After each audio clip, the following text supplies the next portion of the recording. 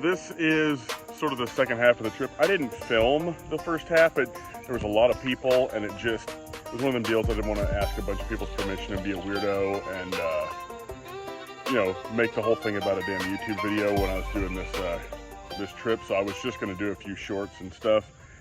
But it wound up being crazy hot. I got like a little one-man tent and slept on the ground on a gravel bank. And it ended up having the sauna effect. And I got super dehydrated and had like leg cramps for, I mean, just ungodly freaking leg cramps. And last night at about 1 o'clock, and I've stayed up since then. It's like 7:10 right now. And so it's kind of one of those like learning your limits things. You know, I don't think that it's a failure of a trip because I am busting out early, because I just don't think that I can do the heat today after yesterday and already having leg cramps last night and the limited amount of water that I've brought with me. And I've got a Sawyer, but it's like 5 years old, unused, but I don't trust it. I mean, it's sort of a last ditch thing, but I had like 7 frozen 2-liter bottles and then like 2 cases of the small water bottles, and I didn't bring any soda except for like 1 energy drink, which I haven't drank. But it's one of those deals where like I wound up still getting dehydrated enough to have crazy leg cramps in the heat. And so I'm just trying to beat the heat and get off the river. So what I'm gonna do, the little camp life stuff in the short was the night before. This is just me bugging out, and some of my buddies are back there. I guess they fared better than I did. And I just don't see myself doing the heat today because I've already got a headache and all that crap. So, you know, it kind of feels like a bitching out moment, but the truth is I would rather be safe than sorry, you know, and I've learned my limits, and maybe I can think through ways to be better prepared. You know, I didn't bring a bunch of alcohol or anything like that, so it's not like I dehydrated myself with that. But so I'm just gonna give you a few shots of this, and I don't know, I'll probably make a few knife shorts if I got time, but I'm just bugging out in the cool today.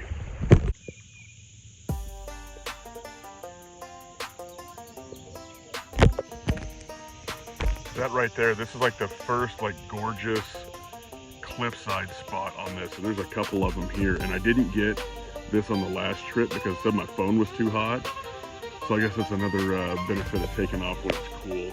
Like this doesn't really do it justice as far as how big it is. I mean, it just looks gigantic from here in the river. And I'll take a little more footage here in just a second.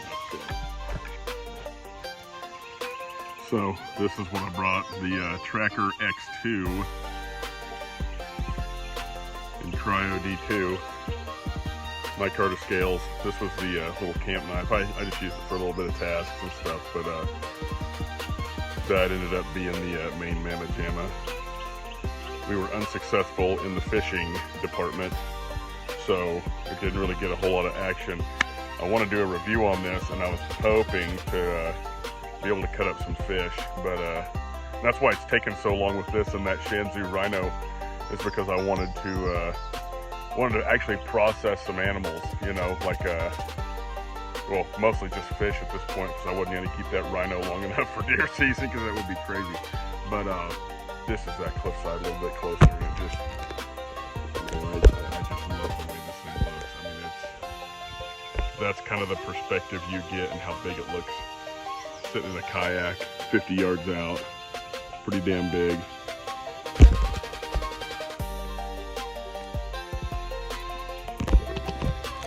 There's so much bedrock on these rivers, like this one particularly, even under the water in a lot of places. But there's a lot of spots like this throughout Lower Elk. Pretty cool. Case in point of what I was just saying, this is mostly bedrock under this boat right now with tinges of gravel, you know, that gets pushed around. But this is just solid, slippery bedrock underneath this. But this is the second really pretty bluff spot down here, and it kind of serves as the halfway point. And obviously this here, it's definitely occupied. You know, people got their stuff on it, and it's the backside of some farmland. But Really cool spot. I mean, imagine just owning the bank to a bluff formation like that. Pretty cool. All right, so overall, just wanted to get a opposing bank side view of this thing. That's freaking cool. Really sweet little spot. Back here's the old yak. It's one of those lifetime ones from Walmart. It's not terrible. I think there's definitely more solid kayaks out there for dang sure. The seats, definitely not a fan. But this is a little two-seater. I got hiccups. Got a cooler back there, which I had bait and some water in. Have my tent. This has still got, even put some Twizzlers in there. A Venom, mostly water. Got the fishing kit in the bandolier, a little pad because it just helps. For some reason, plastic makes my ass itch. I don't know about any of the rest of you. And a beat up filled line tight school bag that's been spray painted like, I don't know, 4 times. But I had like 6 of these freaking 2 liters frozen when I took off, and it was like 100 degrees yesterday. Also firewood procurement, the old Baco PG72, and a cheap reel from Walmart. But took off with 6 of those, and I'm still coming up short on water. I need to buy like a Grail GeoPress or something. Although I'm not really a fan of the overhead on that. You just can't boil enough water to keep your ass hydrated. So I decided to bring these, and it was a lot of extra weight, which would have been cool if I could have like not had to put that shit in here.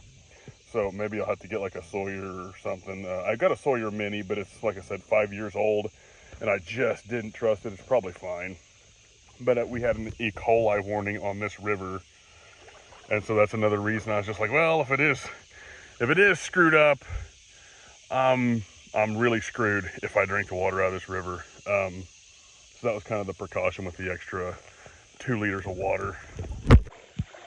So we'll take off and get going down the river. I just had to stop and take a piss, and I wanted to get some video of that bluff.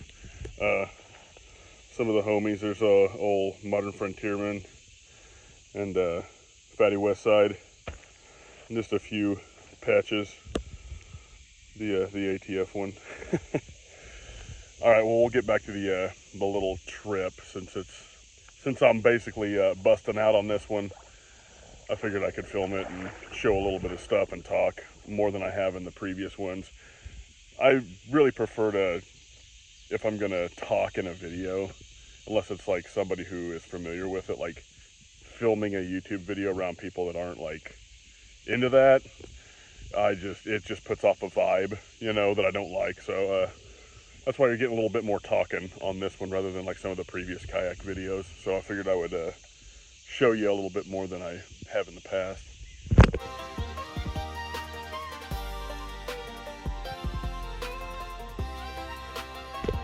This right here is the general view of this river. Like all up and down it, it's wide and mostly calm, like a medium speed, and then some places where it's almost a standstill with a few bends, and then kind of abbreviated by really cool bluffs and you know, gravel bars and stuff like that. There's a few little island type formations out here, just gravel bars with, you know, stream on both sides of it and stuff like that, and it's pretty cool.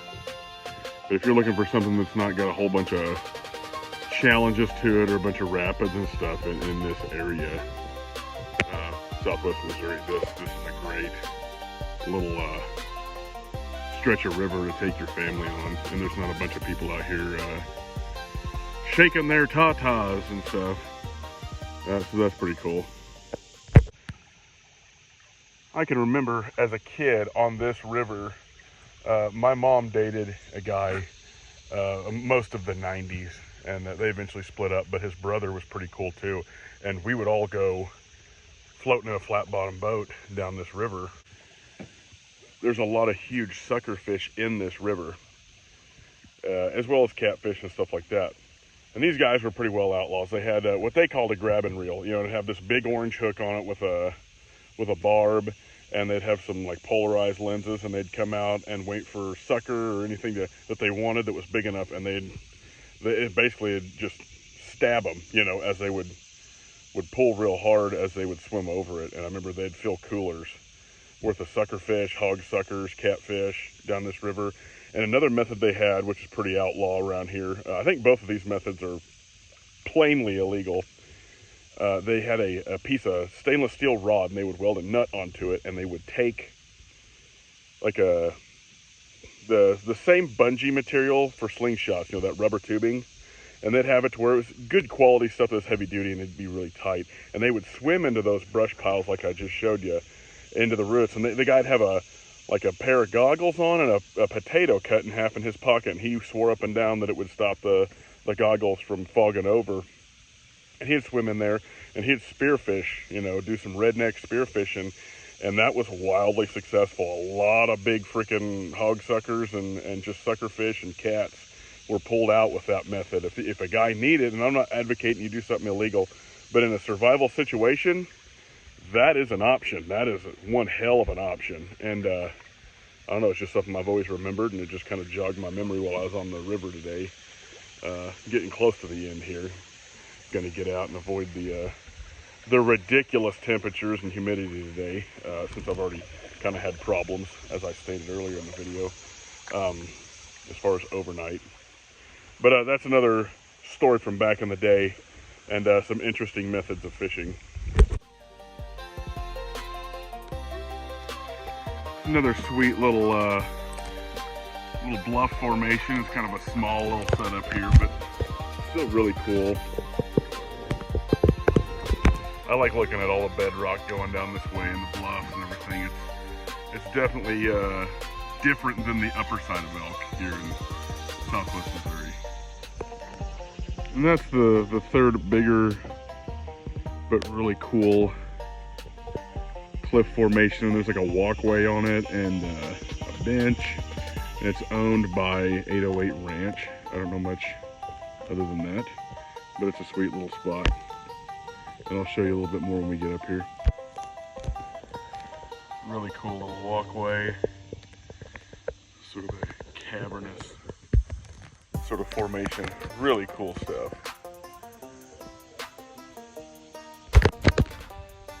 All right, so we're gonna end this one.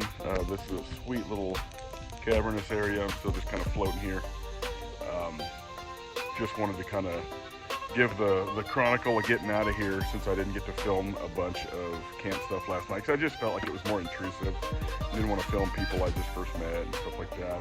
So there, like I said, there'll be a short of just a few scenes from camp, but you know, this is the trip and the cool stuff that's on the trip. So and a couple of stories, obviously. So if you guys enjoyed it, and I'll try to get back with you with some more knife content, and hopefully this fall some bushcraft stuff when I get time to take off to do it, or get days off that I can do it. And yeah, we'll catch you on the next adventure.